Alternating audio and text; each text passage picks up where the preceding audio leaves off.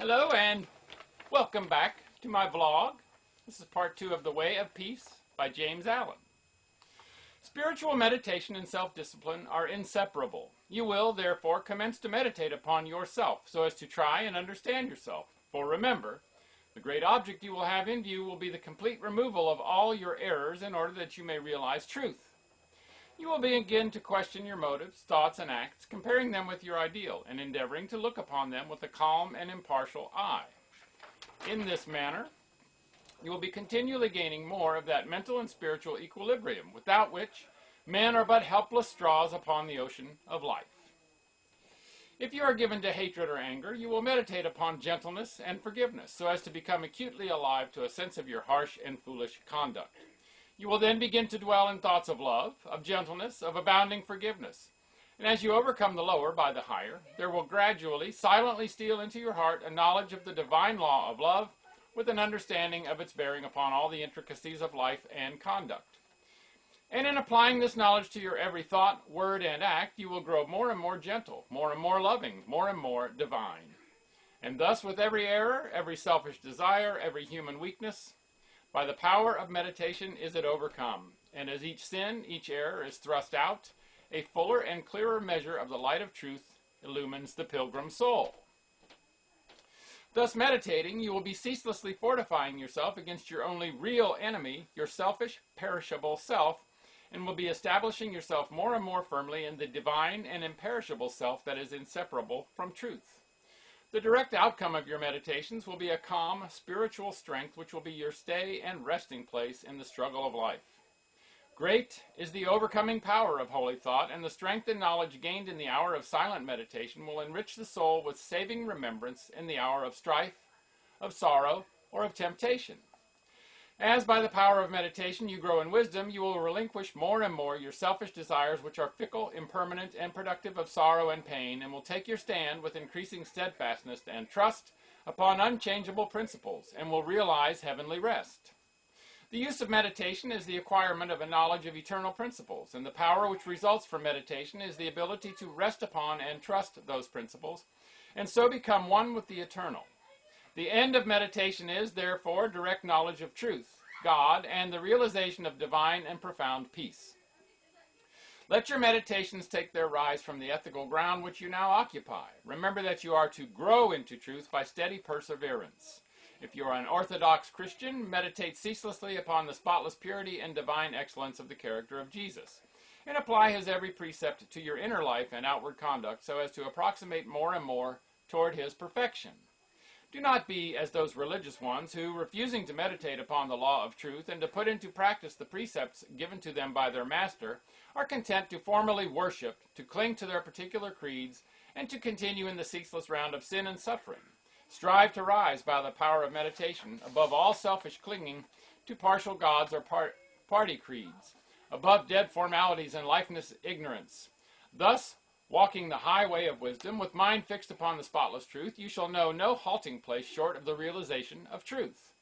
He who earnestly meditates first perceives the truth, as it were, afar off, and then realizes it by daily practice. It is only the doer of the word of truth that can know of the doctrine of truth. For though by pure thought the truth is perceived, it is only actualized by practice. Said the divine Gautama, the Buddha, he who gives himself up to vanity and does not give himself up to meditation, forgetting the real aim of life and grasping at pleasure, will in time envy him who has exerted himself in meditation. And he instructed his disciples in the following 5 great meditations. The first meditation is the meditation of love, in which you so adjust your heart that you long for the weal and welfare of all beings, including the happiness of your enemies. The second meditation is the meditation of pity, in which you think of all beings in distress, vividly representing in your imagination their sorrows and anxieties so as to arouse a deep compassion for them in your soul. The third meditation is the meditation of joy, in which you think of the prosperity of others and rejoice with their rejoicings. The fourth meditation is the meditation of impurity, in which you consider the evil consequences of corruption, the effects of sin and diseases, how trivial often the pleasure of the moment, and how fatal its consequences. The fifth meditation is the meditation on serenity, in which you rise above love and hate, tyranny and oppression, wealth and want, and regard your own fate with impartial calmness and perfect tranquility. By engaging in these meditations, the disciples of the Buddha arrived at a knowledge of the truth. But whether you engage in these particular meditations or not matters little so long as your object is truth, so long as your hunger and thirst for that righteousness which is a holy heart and a blameless life. In your meditations, therefore, let your heart grow and expand with ever-broadening love until, freed from all hatred and passion and condemnation, it embraces the whole universe with thoughtful tenderness. As the flower opens its petals to receive the morning light, so open your soul more and more to the glorious light of truth. Soar upward upon the wings of aspiration. Be fearless and believe in the loftiest possibilities. Believe that a life of absolute meekness is possible. Believe that a life of stainless purity is possible. Believe that a life of perfect holiness is possible. Believe that the realization of the highest truth is possible. He who so believes climbs rapidly the heavenly hills, whilst the unbelievers continue to grope darkly and painfully in the fog-bound valleys. So believing, so aspiring, so meditating, divinely sweet and beautiful will be your spiritual experiences, and glorious the revelations that will enrapture your inward vision. As you realize the divine love, the divine justice, the divine purity, the perfect law of good or God, great will be your bliss, and deep your peace. Old things will pass away, and all things will become new. The veil of the material universe, so dense and impenetrable to the eye of error, so thin and gauzy to the eye of truth, will be lifted, and the spiritual universe will be revealed. Time will cease, and you will live only in eternity. Change and mortality will no more cause you anxiety and sorrow, for you will become established in the unchangeable and will dwell in the very heart of immortality. Star of wisdom, star that of the birth of Vishnu, birth of Krishna, Buddha, Jesus, told the wise ones heavenward looking, waiting, watching for thy gleaming, in the darkness of the nighttime, in the starless gloom of midnight, shining herald of the coming of the kingdom of the righteous.